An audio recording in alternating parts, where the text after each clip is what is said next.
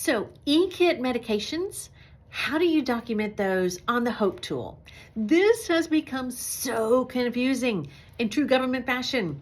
Hey y'all, I'm Shelly. I do tips for hospice nurses. So today I'm going to talk about how we document the morphine and the bowel regimen medications on the Hope tool.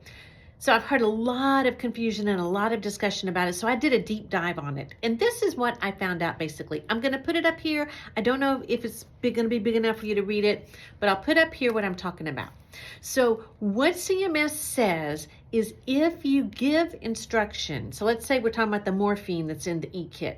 If you give instruction to the caregiver on how to give the medication, how and when to give that exact medication and what for. So in other words, if you say, here's how much of the medication you give, and you show them on the dropper if your patient has an increased shortness of breath, that is considered initiated. So you would call that initiated and put in the date that the order was written. If the patient came to you already on morphine, even if you wrote a new order from hospice, that is considered continued.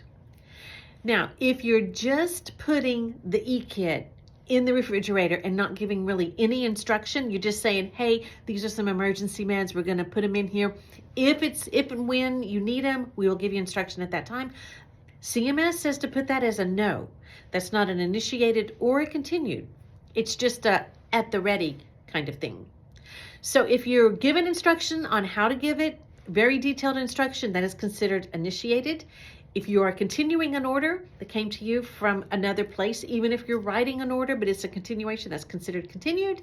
And if you are just putting it in the home to have it at the ready, that is considered no. It's not initiated or continued. I hope this cleared it up a little bit.